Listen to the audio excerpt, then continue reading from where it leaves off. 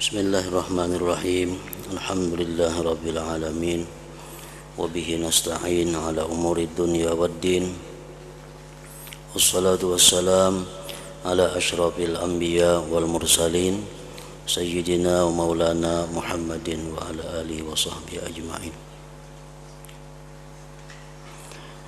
Qala al-musannif al-imam hujjatul Islam Abu Hamid Muhammad bin Muhammad al-Ghazali rahimahullah wa nafa'ana bi ulumih. Wa amman naw'u tsani wa huwa at-ta'at fayanzuru awwalan fil fara'idil maktubati alaih annahu kaifa yu'addiha wa kaifa yahrisuha 'anil nuqsan wat taqsir aw kaifa yajburu nuqsanaha bi kasratin nawafil.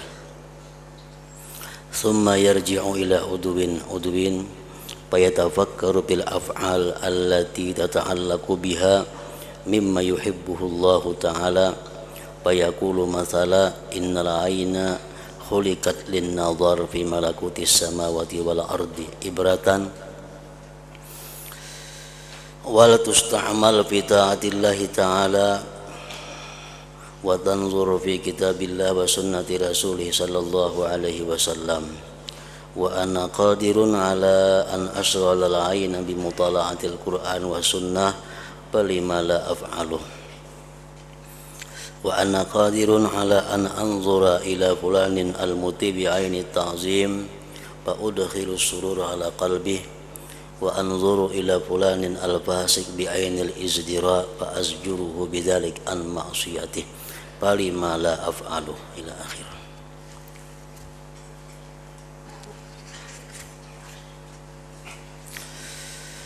Makna dari kalam al-imam hujjatul Islam Abu Hamid Muhammad bin Muhammad al-Ghazali rahimahullah wa nafa'ana bi ulumih. Macam yang kedua daripada macam-macam jalan tafakkur,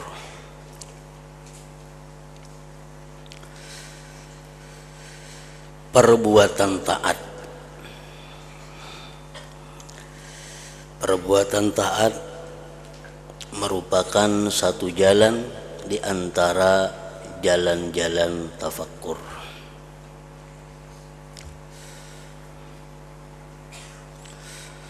Maka ia meneliti pertama-tama pada salat fardu yang diwajibkan atasnya, bahwa bagaimana ia menunaikannya. Nah, ini termasuk di antara jalan tafakkur. Kita memikirkan tentang bagaimana sembahyang fardu yang kita laksanakan itu, bagaimana cara menunaikannya.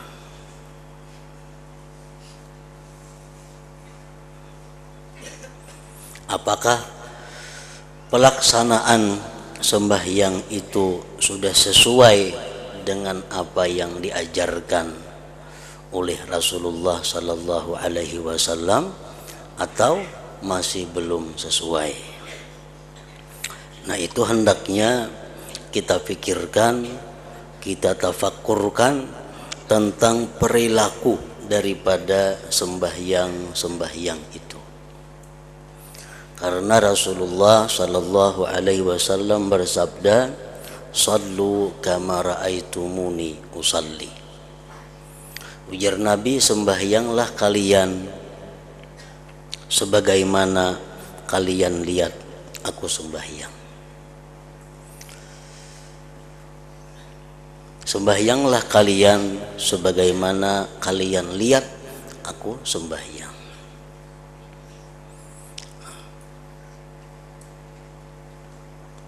Tidak mungkin kita bisa melihat sembahyang Rasulullah sallallahu alaihi wasallam karena kita kada berjumpa, ada satu masa dengan beliau. Tetapi apa-apa yang diterangkan oleh para ulama di dalam kitab-kitab fikih itu menjelaskan bahwa bagaimana sembahyangnya Rasulullah Sallallahu Alaihi Wasallam. Nah, jalan tafakkur di situ adalah kita meneliti bagaimana cara pelaksanaan sembahyang kita selama ini. Sudah paskah kita sujudnya? Sudah paskah kita rukuknya? Sudah cukukkah bacaan-bacaan kita? Sudah cukukkah caranya tasyahud akhir, tasyahud awal, mengangkat takbir? Nah, itu disuruh kita meneliti, tafakkur.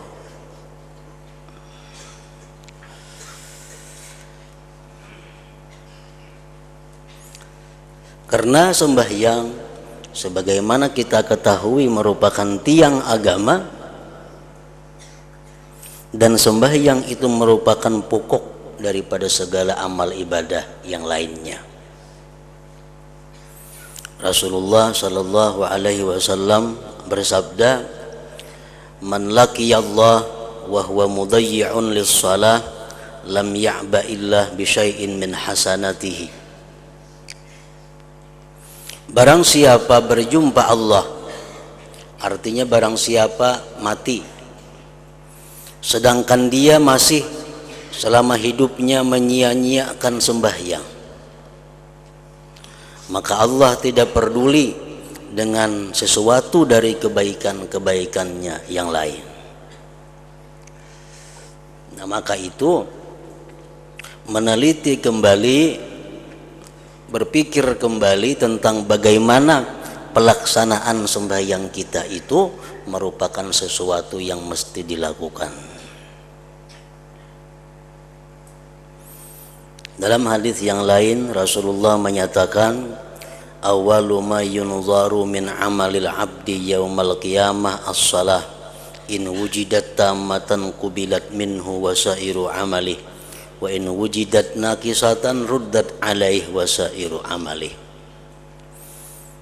Awal yang dipandang dari amal perbuatan hamba pada hari kiamat adalah sembahyang. Jika didapat sembahyang itu sempurna, maka diterima sembahyang daripadanya dan diterima pula sekalian amal kebaikannya. Jika didapat itu sembahyang kurang, maka sembahyang itu ditolak atasnya dan ditolak seluruh amal kebaikannya.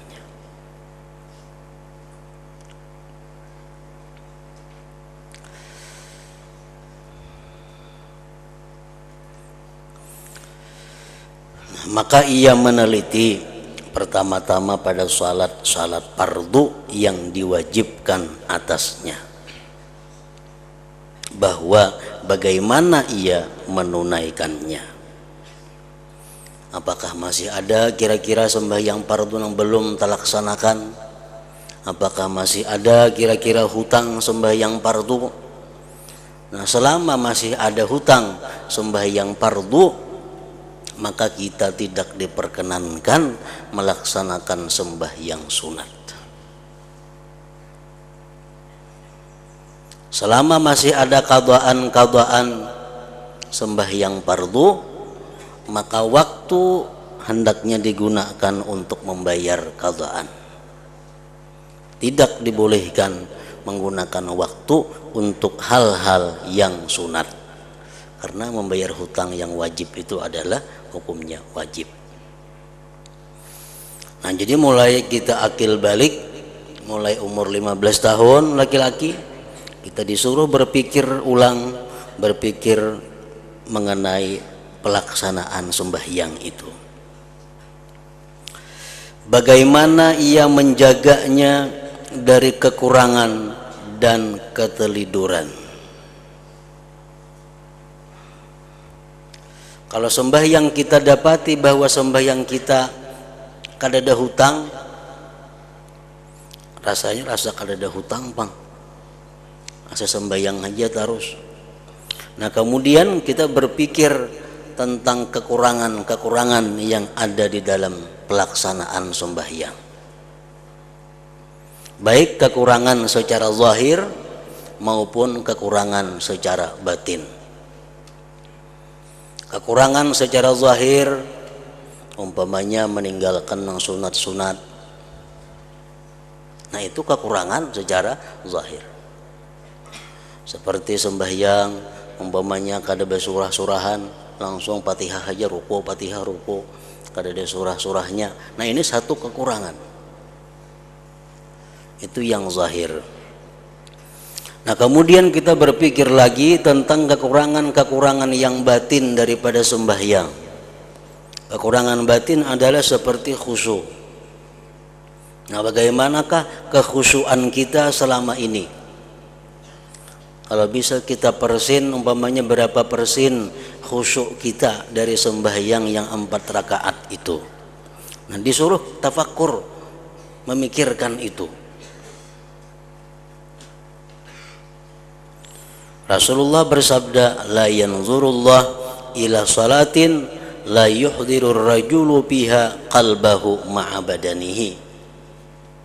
Allah tidak menengok, Allah tidak memperhatikan kepada sembahyang yang tidak menghadirkan seseorang pada sembahyang itu hatinya beserta badannya. Artinya kalau kita sembahyang itu hati kita melayang keluar daripada badan, Allah kada akan menengok sembahyang itu. Jadi hati di dalam sembahyang itu mesti mengikuti gerak-gerik sembahyang. Kalau badan kita ruku, hati ikut ruku. Badan kita sujud, hati ikut sujud. Badan kita berdiri, hati ikut berdiri. Nah itu ngarannya hati kada keluar daripada badannya. Kalau kita sujud tapi hati kita memikirkan di rumah, ngarannya hati berpisah dengan badan kita. Kita ruku, hati kita di pasar, berarti hati kita berpisah daripada badannya. Nah Allah kadang memperdulikan sembahyang seorang hamba yang seperti itu. Nah itu perlu dipikirkan juga, perlu dipikirkan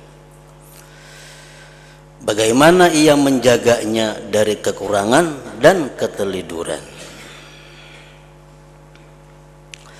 atau bagaimana ia menambal kekurangannya dengan banyaknya salat-salat sunat. Sembahyang-sembahyang sunat yang kita lakukan seperti qabliyah, ba'diyah itu berfungsi untuk menutupi kekurangan-kekurangan di dalam sembahyang fardu.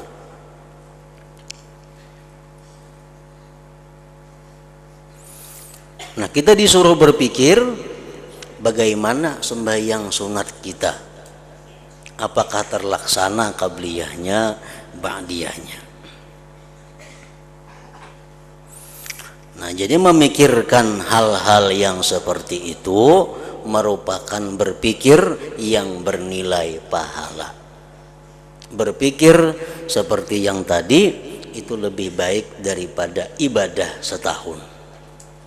Kita duduk, kita berpikir, wah sembahyangku ini kayak apa selama ini. 4 rakaat sembahyang, paling-paling sarakaat nang husu, paling-paling setengah rakaat nang husunya, nang lainnya kada tahu lagi kemana arahnya. Nah berpikir seperti itu.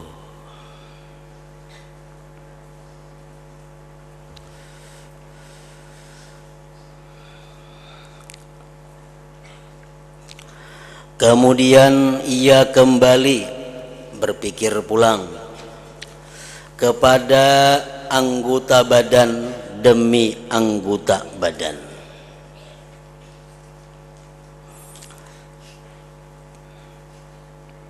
Maka ia bertafakur tentang perbuatan-perbuatan yang berkaitan dengannya daripada yang dicintai oleh Allah Ta'ala. Memikirkan anggota-anggota badan, apa yang dia lakukan yang dicintai oleh Allah Subhanahu wa Ta'ala.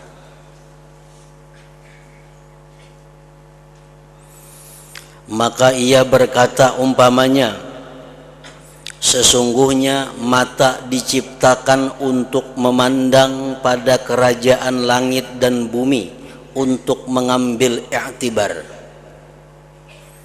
Salah satu fungsi daripada mata adalah melaksanakan perintah Allah, memandang kepada ciptaan Allah agar ingat kepada yang menciptakannya. Itu salah satu fungsi diciptakan mata. Memandang kerajaan langit dan bumi, memandang makhluk-makhluk yang melata di muka bumi dengan pandangan i'tibar, dengan pandangan yang mengambil pelajaran, artinya itu termasuk perintah daripada agama. Maka ia berkata umpamanya, sesungguhnya mata diciptakan untuk memandang pada kerajaan langit dan bumi, untuk mengambil i'tibar. Allah berfirman dalam surat Al-Ghasyiyah, afala yanzurun ilal ibili kaifa khuliqat wa ilas sama'i kaifa rufi'at wa ilal jibali kaifa nusibat wa ilal ardi kaifa sutihat. Contohnya, apakah mereka tidak memandang, apakah mereka tidak menggunakan mata kepada unta kaifa khuliqat, bagaimana unta itu diciptakan oleh Allah Subhanahu wa ta'ala. Unta adalah salah satu binatang yang menakjubkan. Unta salah satu binatang yang ajaib daripada binatang-binatang lainnya. Nah, Allah menyuruh kita, apakah mereka itu kadang menggunakan mata untuk melihat unta? Bagaimana unta itu diciptakan oleh Allah Subhanahu wa ta'ala. Nah, para ulama tafsir menjelaskan kenapa Allah Subhanahu wa ta'ala mencontohkan unta, karena mencontohkan kuda. Padahal kuda sangat terkenal di tanah Arab di samping unta. Ada lagi himar, keledai, ada lagi bagal, tapi yang disebut Allah unta. Nah, para ulama tafsir menjelaskan bahwa di antara kelebihan unta daripada binatang-binatang lainnya itu adalah bahwa unta ini mampu berjalan, mengangkut manusia dan mengangkut barang, perjalanan yang sangat jauh yang memakan waktu berbulan-bulan. Itu unta aja nang kawa. Kalau sapi kada tahan. Nah, ini keunggulan unta. Kelebihan si unta itu dia berjalan berbulan-bulan membawa beban yang berat.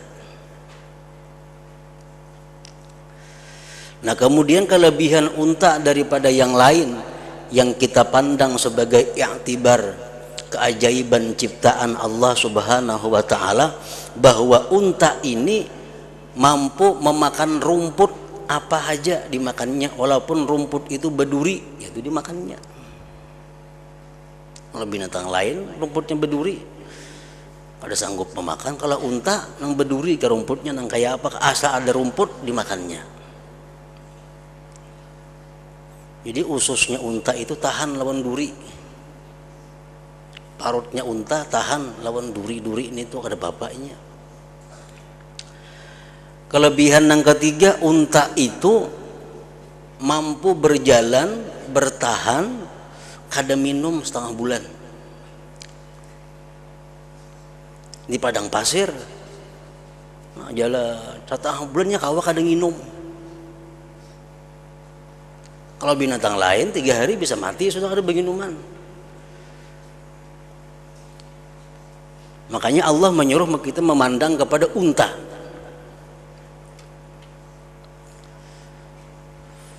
Nah, kelebihan unta lagi, unta ini yata'atsaru bisautil hasan, dia memberi bekas dengan suara yang baik. Kalau sapi itu dipukul hanyar belaju, kuda kah di talinya hanyarnya buka. Kalau unta kada, bila dinyanyiakannya buka. Makin yang bernyanyi suaranya baik, makin laju bukanya.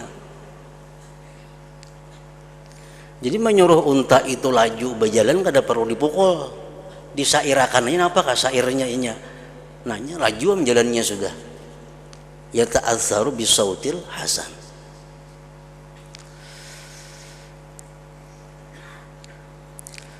Nah, diceritakan bahwa pernah terjadi 2 ekor unta membawa barang yang berat dari Syam menuju Mekah. Lalu si budak ini yang membawa unta mengawal barang ini suaranya baik. Sampai di satu tempat, di tempat itu sampai ke Mekah memerlukan waktu 4 hari. Acara normal unta dari tempat itu sampai ke Mekah 4 hari.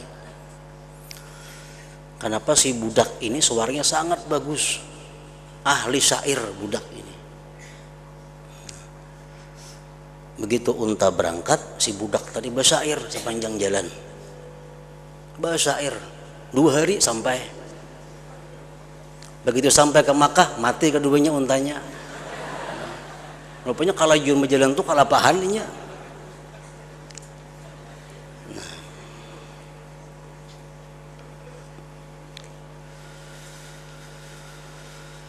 Nah, jadi fungsi mata Allah menciptakan untuk memandang hal-hal seperti itu. Keajaiban ciptaan Allah Subhanahu wa taala yang menunjukkan kehebatan dan kekuasaan penciptanya.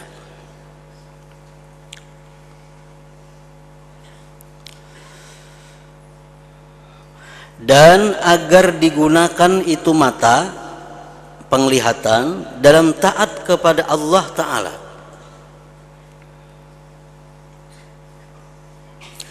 dan memandang pada kitab Allah dan sunnah Rasulullah Sallallahu Alaihi Wasallam. Kita membaca Al-Quran menggunakan mata, itu menggunakan mata dalam hal ibadah. Kita membaca Al-Quran dengan melihat Al-Qurannya, itu mensyukuri nikmat mata.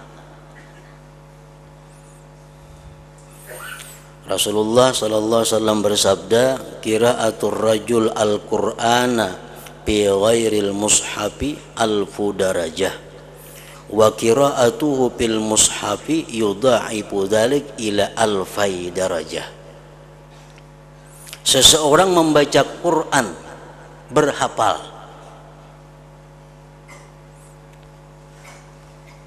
itu menaikkan derajatnya 1000 derajat.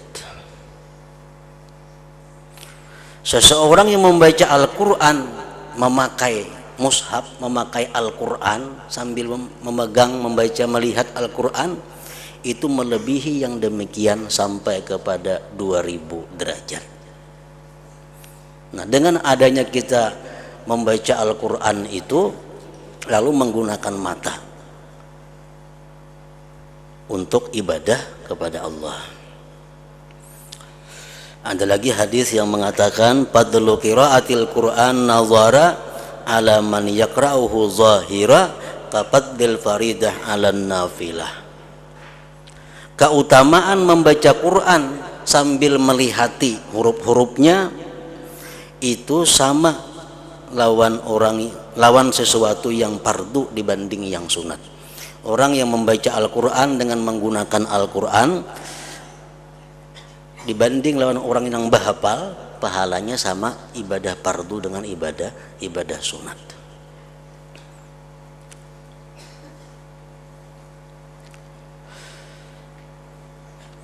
Nah, sesungguhnya mata diciptakan untuk memandang kepada kerajaan langit dan bumi, untuk mengambil i'tibar dan agar digunakan dalam taat kepada Allah Ta'ala, dan memandang pada kitab Allah dan sunnah Rasulullah sallallahu alaihi wasallam, dan saya mampu menyibukkan mata, saya mampu menggunakan mata dengan mutalaah Al-Quran dan sunnah, lalu mengapa saya tidak mengerjakannya? Itu yang dipikirkan.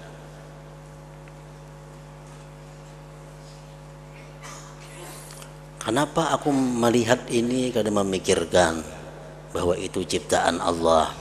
Kenapa aku kadang membaca Al-Quran? Kenapa aku kadang membaca hadis-hadis Rasulullah? Padahal aku ada waktu untuk itu. Padahal aku ada kemampuan untuk itu. Kenapa maka kada? Nah, dicari penyebabnya kenapa? Nah, tafakur, pikirkan yang seperti itu.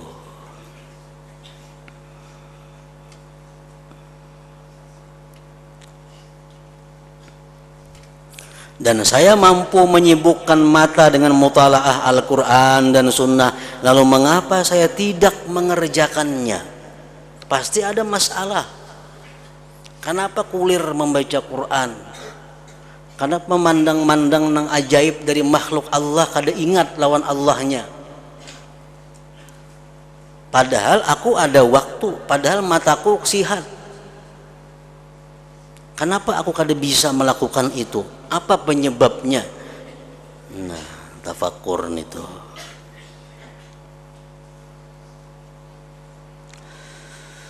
Dan saya mampu memandang kepada si fulan yang taat dengan mata takzim, dengan pandangan memuliakan, maka saya menyenangkan hatinya.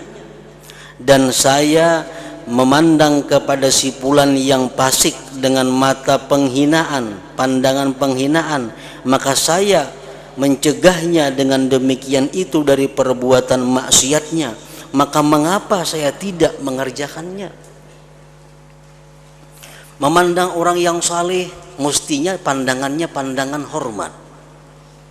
Memandang orang-orang yang nyata-nyata fasik mestinya pandangannya pandangan yang sinis. Tapi kenapa aku kada bisa melakukan itu? Memandang orang yang saleh sama, memandang orang fasik kayak itu juga. Kenapa kada bisa merubah pandangan itu? Nah, berpikir.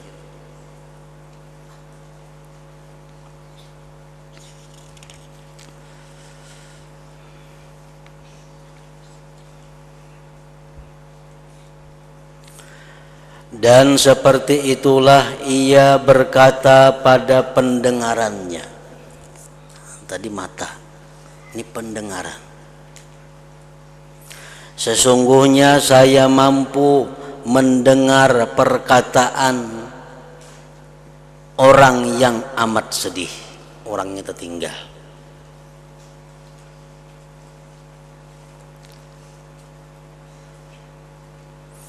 Sesungguhnya saya mampu mendengar perkataan orang yang amat sedih, mendengari keluhan-keluhannya, mendengari penderitaan-penderitaannya, mendengari hajat-hajatnya. Atau mendengar hikmah dan ilmu, atau mendengar bacaan Al-Quran dan zikir. Lalu mengapa saya mengusungkannya? Pada telingaku kada tuli, waktuku ada untuk mendengari ilmu, mendengari Quran. Kenapa aku kada sampat itu? Mendengar Al-Quran itu adalah cahaya yang masuk ke dalam hati. Ibnu Abbas mengatakan demikian. Kita mendengar bacaan Al-Quran, walaupun kita kadang mengerti apa yang kita baca, tapi itu ada cahaya yang masuk ke dalam hati kita.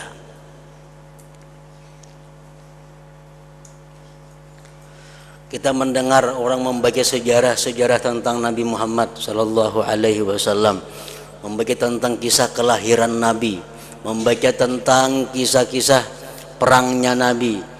Bahasa Arab kita kadang mengerti, tapi kita dengari, maka itu akan jadi cahaya yang masuk ke dalam hati kita.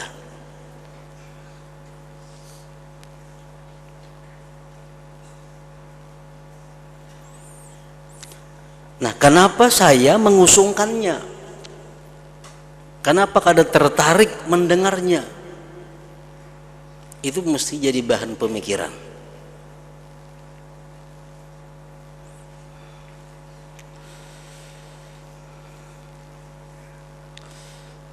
Menjadi bahan renungan, apa kendalanya maka aku ini kada katuju mendengari Al-Quran? Apa sebabnya aku ini kada katuju mendengari ilmu? Apa masalahnya? Dan Allah telah menganugerahkan kenikmatan kepadaku dengannya, pendengaran, dan menitipkannya kepadaku agar saya bersyukur kepadanya. Mendengari Al-Quran berarti mensyukuri nikmat telinga. Mendengari ilmu bersyukur nikmat telinga. Maka mengapa saya mengkufuri kenikmatan Allah padanya? Kenapa kita katuju mendengari hal-hal yang kada bermanfaat? Kenapa katuju mendengari hal-hal yang maksiat? Mengkufuri kenikmatan Allah padanya dengan menyia-nyiakannya itu pendengaran atau mengusungkannya daripada amal kebaikan. Nah, itu jadi renungan juga, jadi pikiran mestinya.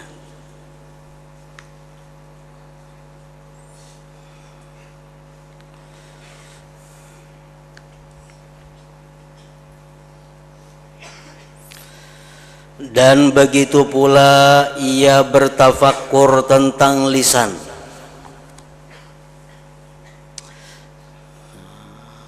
Dan ia berkata, sesungguhnya saya mampu mendekatkan diri kepada Allah Ta'ala dengan mengajar, memberi nasihat,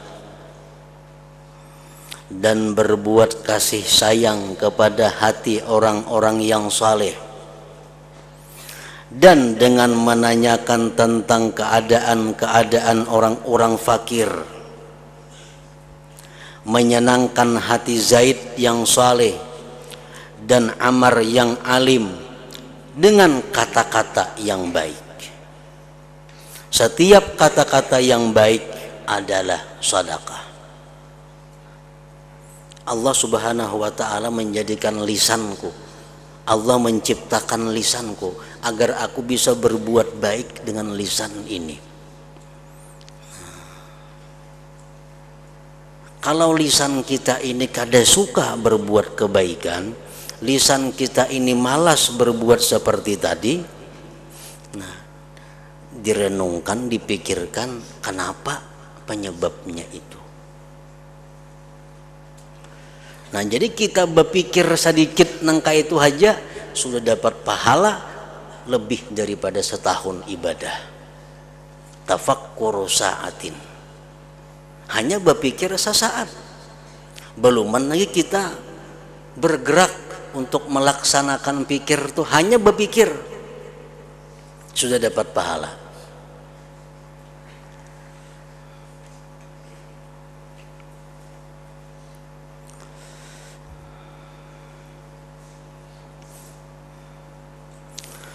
Dan begitu pula ia bertafakkur tentang hartanya. Maka ia berkata, saya mampu bersedekah dengan harta anu. Hartaku yang itu bisa ku sedekahkan karena saya tidak memerlukannya. Karena aku kada terpakai juga itu. Bila mana saya memerlukan kepadanya, maka Allah Ta'ala menganugerahkan kepadaku seperti itu. Dan kalau saya memerlukannya sekarang, maka saya kepada pahala mengutamakan orang lain itu lebih memerlukan daripadaku kepada harta itu. Harta ini mestinya kusedekahkan karena harta ini kada terpakai. Yang itu mestinya ku beriakan karena kada ada gunanya juga, berujung malah pahima urus. Yang ini harta memikirkan itu lalu dicari penyebabnya, kenapa sampai saat ini aku kada mampu menyedekahkan itu, kenapa kada sanggup menyedekahkan itu.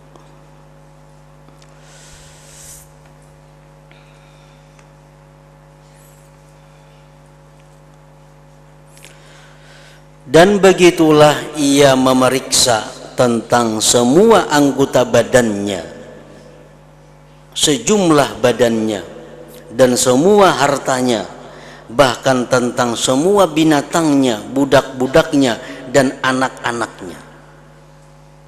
Sesungguhnya semua yang demikian itu adalah alat-alatnya dan sebab-sebabnya.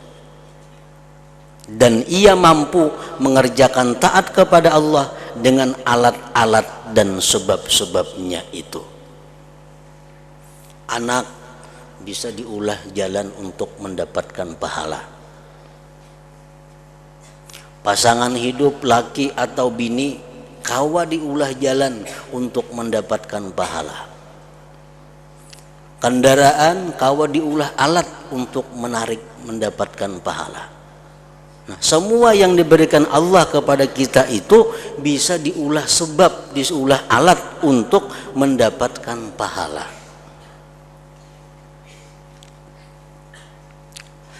Maka ia menerapkan dengan pikiran yang halus kepada macam-macam amalan taat yang mungkin dengannya.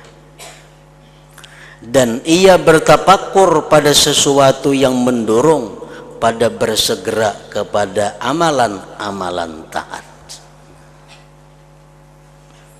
Jadi mesti dicari jalan keluarnya, solusinya kayak apa.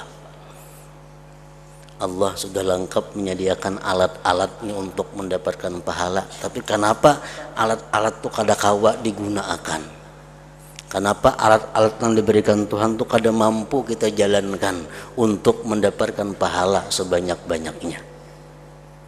Nah, itu yang perlu dikonsultasikan, itu yang perlu dimusyawarahkan, itu yang perlu dipikirkan.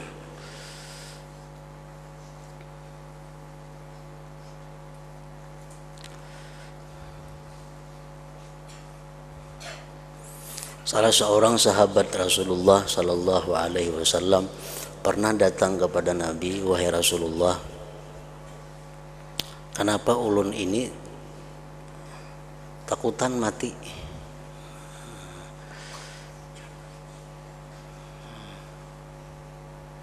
Artinya hendak lawas hidup dalam dunia. Padahal Rasulullah mengatakan ad-dunya sijnul mukmin. Dunia ini adalah penjaranya orang yang beriman. Dunia penjara orang beriman. Mestinya setiap orang beriman tuh hendak lakas keluar di penjara. Maulah tahanan nak belambat dalam penjara inya. Bila keluarnya suka mestinya. Nah, sekarang dunia ini penjara bagi orang yang beriman, ujar Nabi. Tapi kenapa kita hendak berlawas-lawas dalam penjara?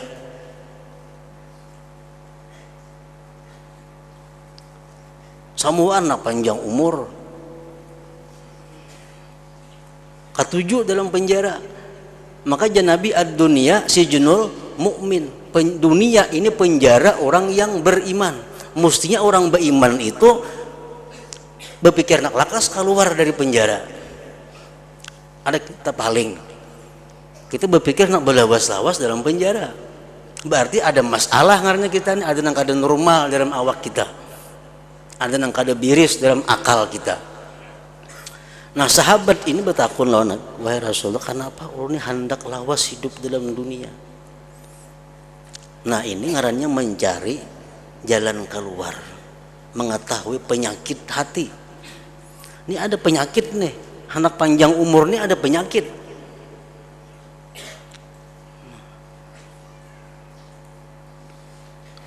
Lalu ujar Nabi menjawab, apakah engkau ada punya harta yang banyak? Oh, banyak orang punya harta wahai Rasulullah. Nah, itu penyebabnya ya Nabi. Qaddim malaka, dahulukan harta engkau, niscaya engkau suka mengiringinya. dahulukan harta, niscaya engkau suka mengiringinya.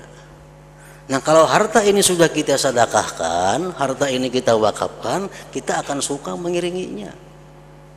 Nah maulah kita takutan mati ini ditinggal ini banyak. Nang di sana kadada, nang diharap-harap. Nah jadi contoh sahabat nang macam tadi, sahabat nang pintar ngarannya, sahabat nang berpikir mencari jalan keluar. Mbak diriku ini ada penyakit nih. Kenapa aku suka hidup dalam dunia? Padahal dunia ini kada baik. Nah kenapa kita ada bisi mata, kita ada bisi lisan? Kenapa kita kada bisa menggunakannya dengan taat? Kenapa kita malas dengan zikrullah? Kenapa kita malas menggunakan telinga mendengar ilmu Quran? Pasti ada masalah dalam diri kita. Nah, dicari jalan keluarnya kayak apa supaya rajin mendengar kebaikan, berkata kebaikan. Nah, dan ia bertafakur tentang keikhlasan niat pula pada amalan taat itu. Taatnya sudah diamalkan, pikirkan ikhlasnya macam apa. Apakah sudah ikhlaskah amalan selama ini atau belum ikhlas. Dan ia mencari tempat dengan berhak baginya sehingga amalnya bersih dengan niat itu. Maka bandingkanlah kepada ini akan amalan-amalan taat lainnya. Nah jadi berpikir tentang menggunakan seluruh yang ada di tubuh dan yang menjadi milik kita kepada taat, berpikir itu adalah merupakan pikiran yang positif dan bernilai ibadah yang sangat besar pahalanya. Nah kemudian macam yang ketiga, jalan-jalan berpikir sifat-sifat yang membinasakan yang tempatnya adalah hati.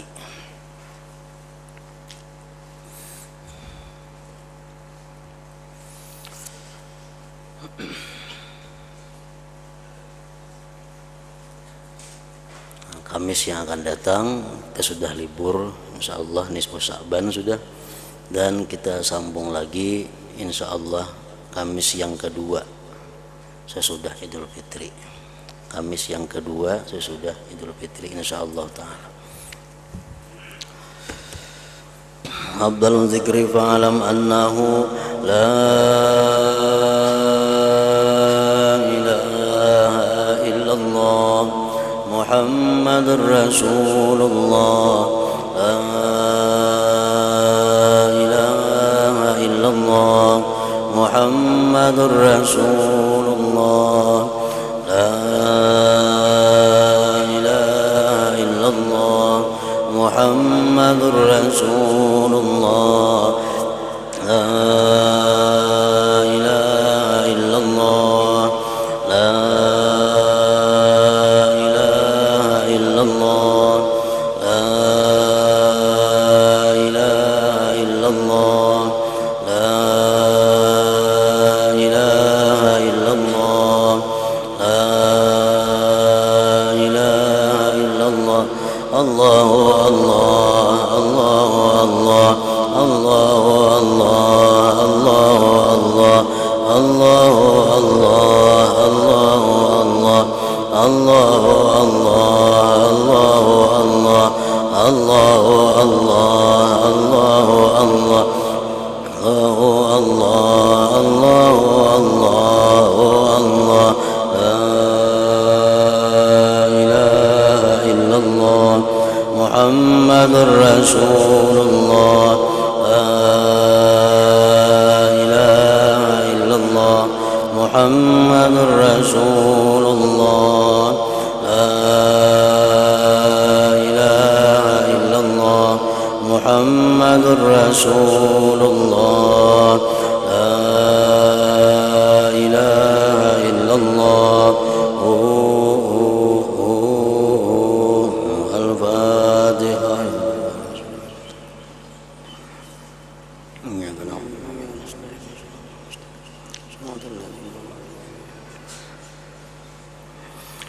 فيا أيها الراجون منه شفاعة صلوا عليه وسلموا تسليما.